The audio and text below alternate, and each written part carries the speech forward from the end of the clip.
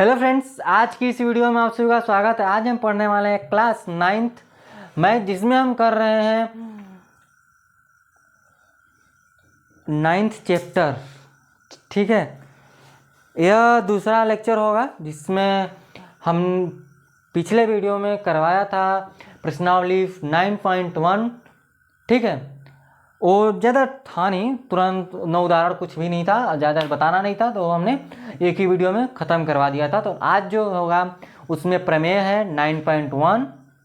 ये जो टॉपिक है उसकी बात करेंगे। देखिएगा, तो इसमें है एक ही आधार और एक ही समांतर रेखाओं के बीच समांतर चतुर्भुज।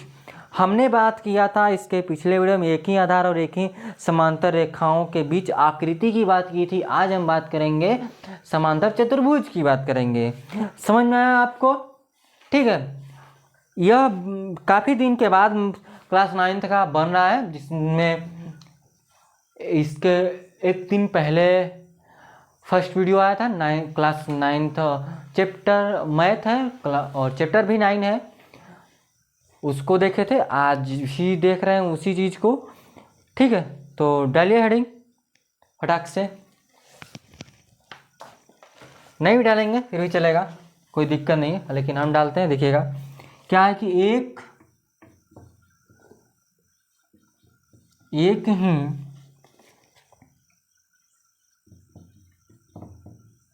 आधार और एक ही समांतर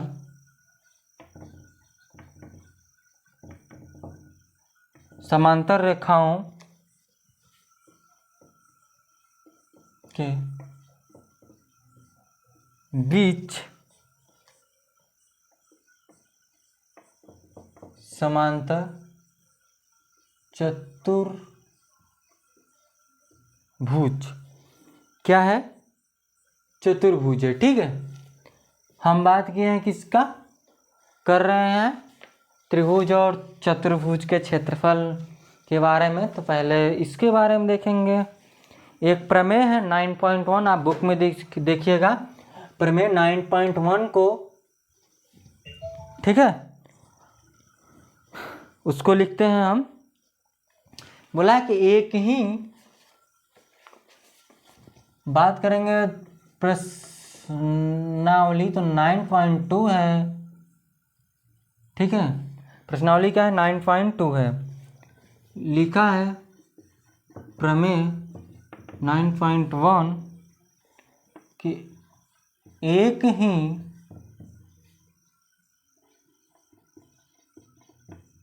आधार और एक ही समांतर रेखाओं के बीच स्थित समांतर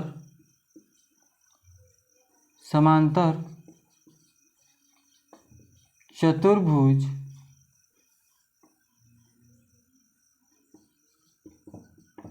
क्षेत्रफल में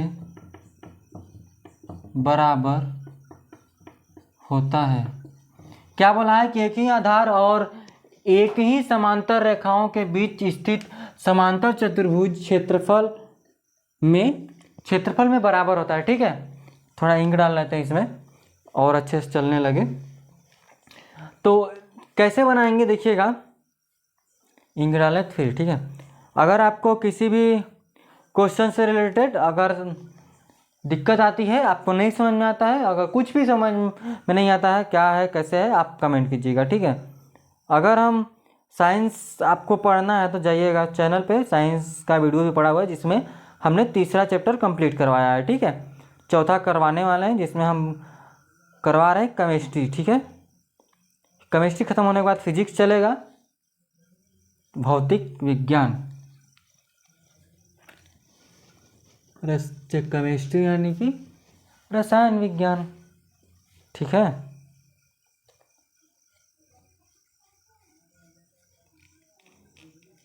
चलिए यहाँ देखेंगे, बनाते हैं। एक ही आधार और एक ही समांतर रेखाओं के बीच स्थित समांतर चतुर्भुज। देखिएगा, दो चतुर्भुज, ठीक है, हम दो चतुर्भुज ABCD बनाते हैं। देखिएगा, लिखिएगा, हाँ, हम दो चतुर्भुज बनाते हैं, ठीक है, इस तरह से।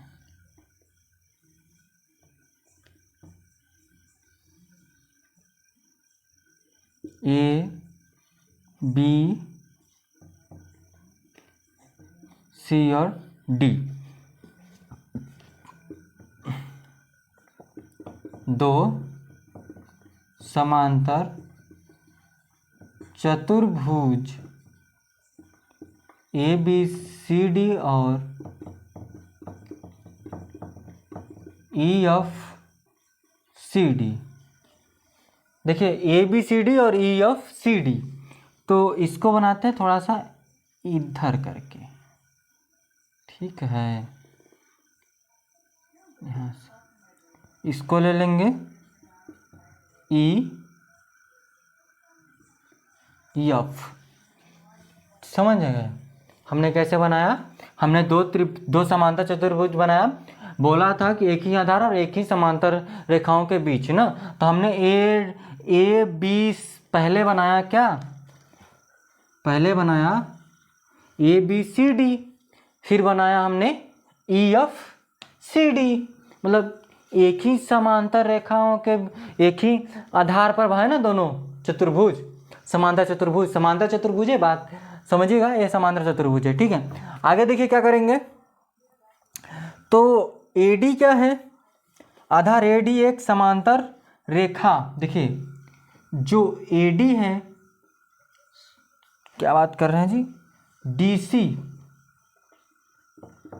और एक ही समांतर रेखा, AF, जो DC है, DC एक ही समांतर रेखा AF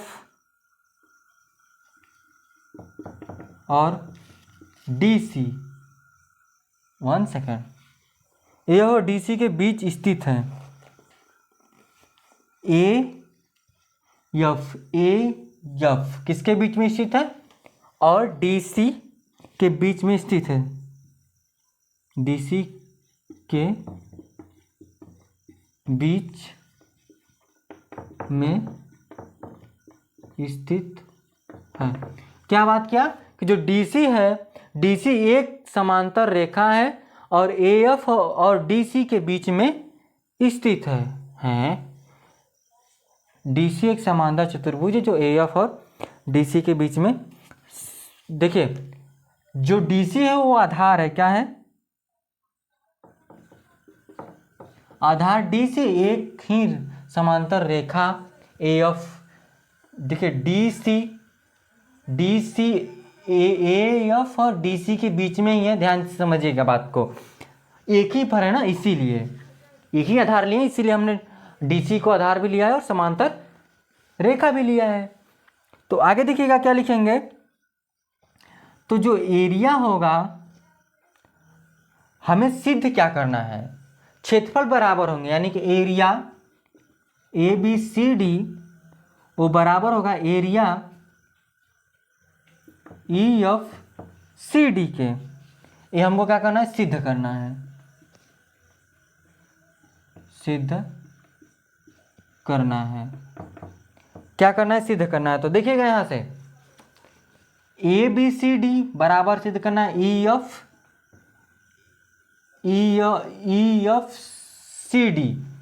देखिए यहां से हम ABCD में देखते हैं, त्रिभुज ABCD में देखेंगे, क्या देखेंगे, देखिएगा ABCD त्रिभुज, क्या त्रिभुज ADE।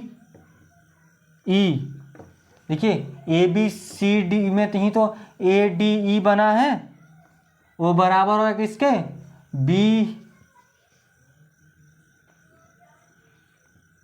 त्रिभुज बराबर होगा BCF देखिए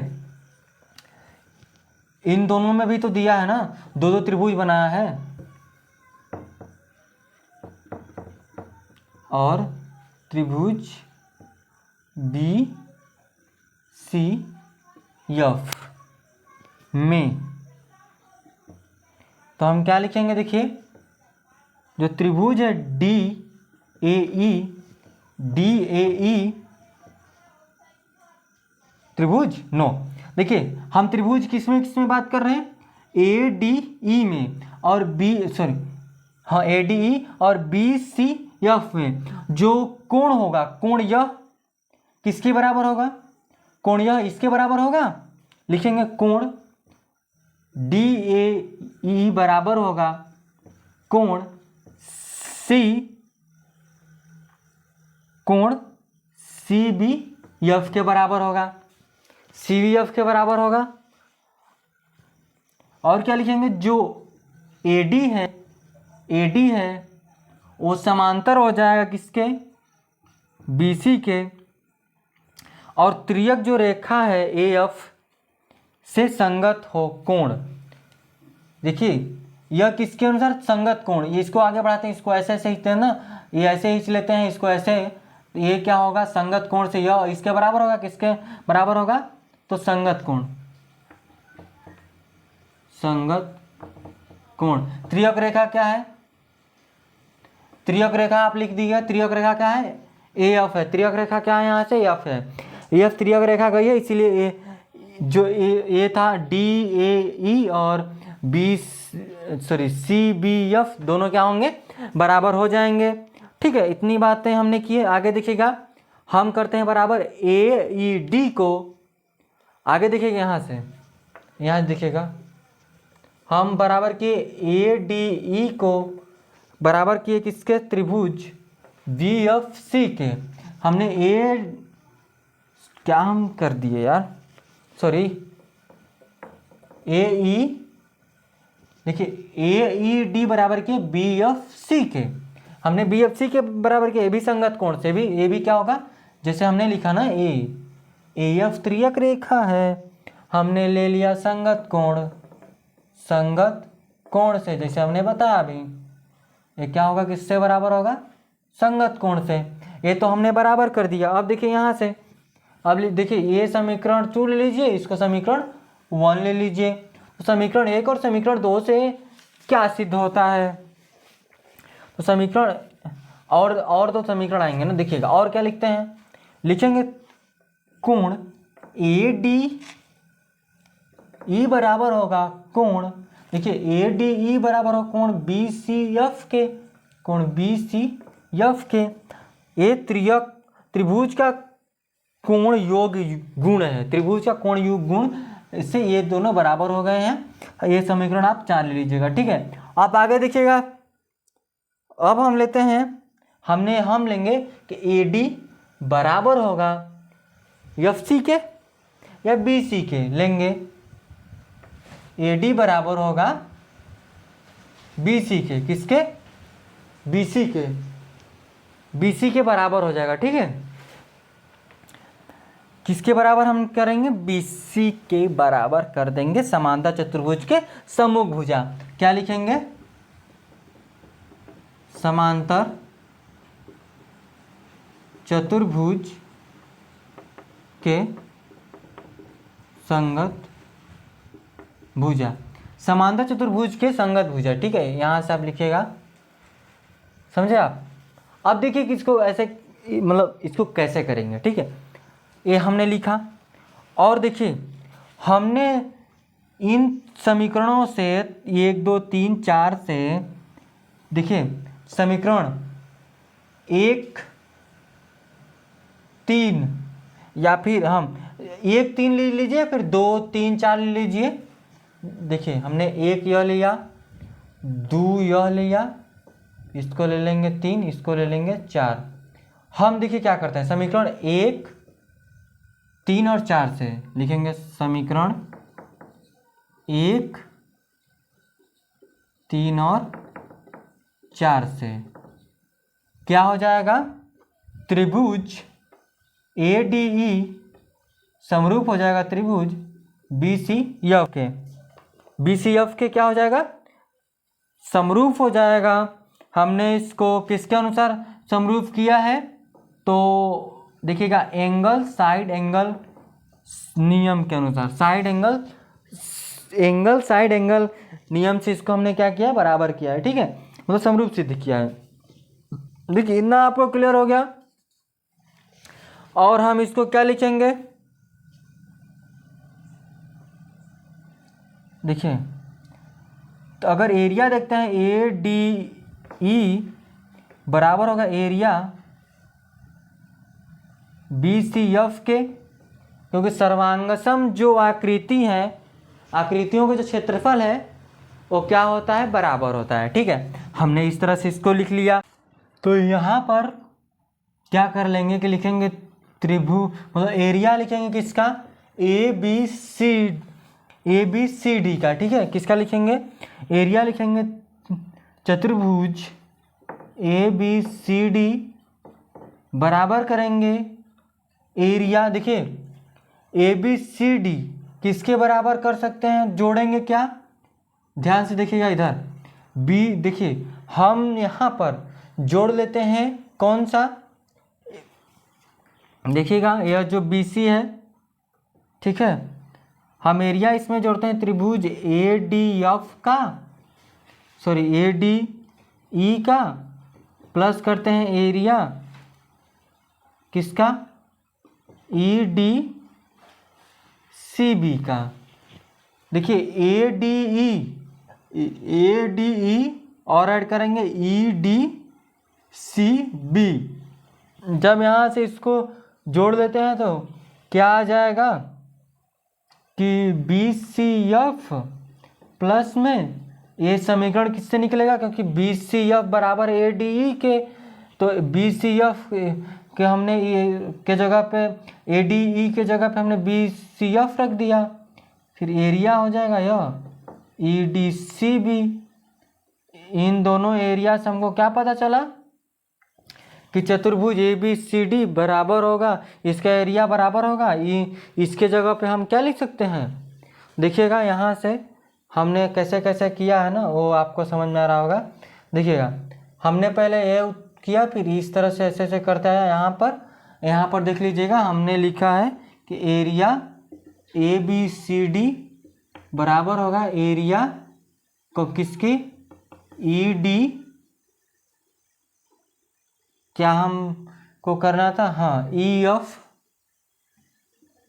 EFCD के, क्योंकि जब हम EDC, देखिए EDCB में हम जोड़ रहे हैं क्या, BCF, तो क्या हो जाएगा कि देखिए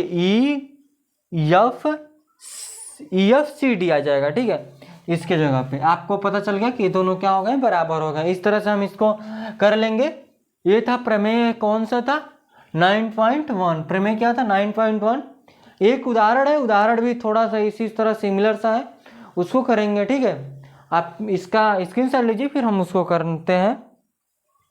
आपको सारी बातें क्लियर हो रही होंगी। ठीक है, ज़्यादा टफ नहीं है कि बहुत ज़्यादा टफ है, समझे। आई होप आप उतार चुके होंगे। ठीक है, नहीं उतारे होंगे तो आप स्क्रीनशॉट ले लीजिए।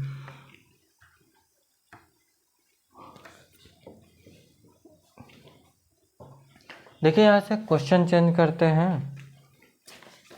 एक आकृति है,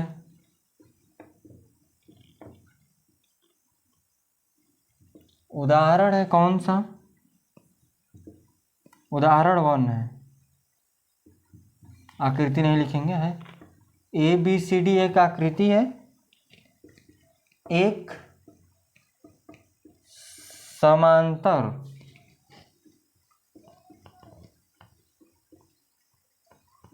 चतुर्भुज है, एक समांतर चतुर्भुज है जो EFCD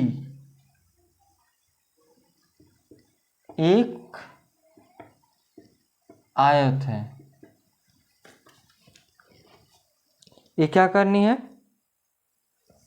7 और लिखा है यहाँ लिखते हैं, साथ ही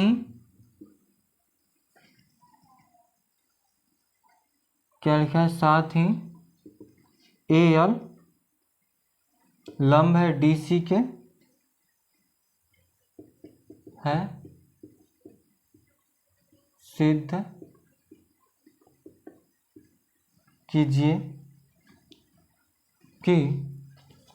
सिद्ध कीजिए कि फर्स्ट एरिया ABCD बराबर होगा एरिया EFCD के, और दूसरा बताना है कि ABCD बराबर है DC गुणे AL के। ये बतानी है हमको, चित्र देखेंगे तब जाकर हमको क्लियर होगा किस तरह से है। ठीक है, प्रश्नावली 9.2 के लिए है यह उदाहरण पहला। ठीक है, और इस अभ्यास का भी पहला उदाहरण है। ठीक है, इस अभ्यास का भी पहला ही उदाहरण है, क्योंकि फर्स्ट प्रश्नावली में कोई उदाहरण दिया ही नहीं था, डायरेक्ट प्रश्नावली शुरू किया था, इसलिए वहाँ पर हमने नहीं की, उदाहरण करवाया है ही नहीं तो करवाएंगे कहाँ से। देखिएगा, बनाते हैं।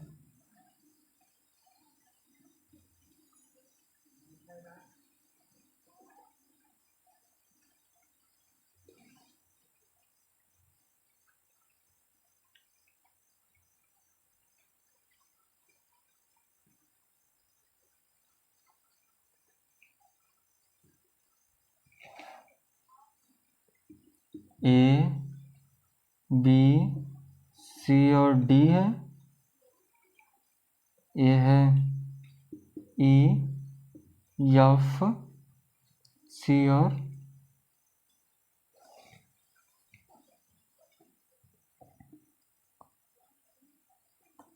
एक यहाँ भी है, इस तरह से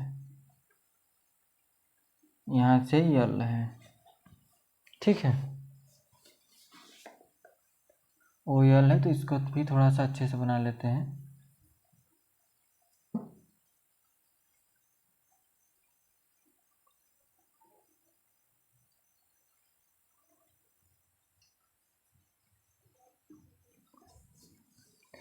इसको इस तरह से करेंगे। ठीक है, इस तरह से बनाया गया है। चित्र में बोला है कि ABCD एक समांतर चतुर्भुज है, A B C और D। कितने बार C लिखेंगे? एक समांतर चतुर्भुज जिसमें EFCD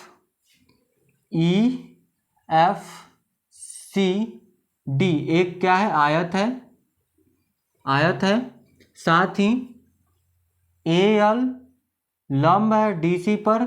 सिद्ध करना है क्या, कि त्रिभुज ABCD बराबर होगा त्रिभुज EFCD के। देखिएगा कैसे करेंगे हम, ध्यान से। और दूसरे में बताना है कि ABCD बराबर होगा DC गुणे AL के। ठीक है, इसको करेंगे, कैसे करेंगे देखिएगा, एकदम आसान भाषाओं में सारे को करेंगे। देखिए, यहाँ से हम लिखते हैं हल।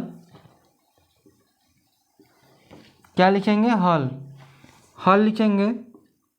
फर्स्ट, चूंकि आयत एक समांतर चतुर्भुज है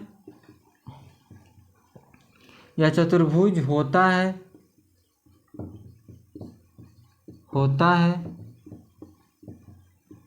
इसलिए एरिया ABCD बराबर होगा एरिया EFCD के। क्या लिखा हमने कि चूंकि आयत एक समांतर चतुर्भुज होता है, इसलिए एरिया ABCD बराबर होगा EFCD के।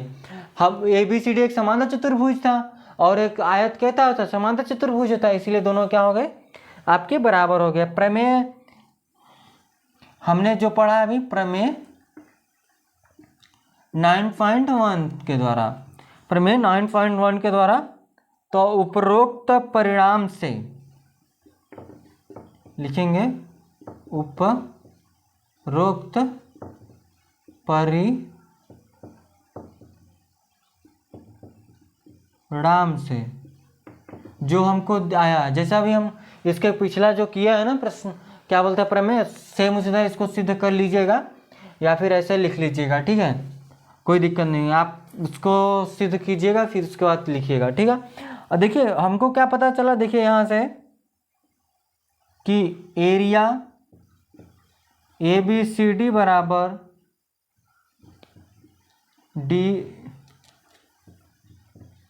DC गुणे FC, आयत का क्षेत्रफल बराबर लंबाई गुणे चौड़ाई। आयत का क्षेत्रफल क्या होता है, लंबाई गुणे चौड़ाई। देखिए जो AL है वो EF के बराबर है, नहीं EFC के, जो AL है FC के बराबर है, बराबर है ना। तो हम क्या लिख सकते हैं, एरिया ABCD बराबर होगा DC गुणे AL। हमने क्या लिया, DC गुणे AL ले लिया, क्योंकि समांतर चतुर्भुज आयत का क्षेत्रफल क्या होता है, लंबाई गुणे चौड़ाई, हमने ले लिया। यानी कि ये किसके, ये जो आयत हमने लिया ना उसके क्या होगा, इस तरह से हम इसको सीधे कर लेंगे, ठीक है। आपको सारी बातें क्लियर हो गई होंगी इस तरह से। आगे भी एक उदाहरण है, आगे भी क्या है, एक उदाहरण है, उदाहरण है 2, क्या है, उदाहरण है 2 के, ठीक है। तो जो दूसरा उदाहरण है देख लेते हैं कितना उदाहरण दिया है, ठीक है। फिर उसके बाद आप प्रमेय 9.1 याद कर लीजिएगा। एक उदाहरण है उसको हम नेक्स्ट वीडियो में करेंगे क्योंकि काफ़ी समय लगने वाला है करने में, ठीक है। नेक्स्ट वीडियो में करें, हाँ नेक्स्ट वीडियो में करेंगे, उसको पहले से लिख कराएंगे तब, ठीक है। तो आज के लिए बस इतना रखेंगे, धन्यवाद।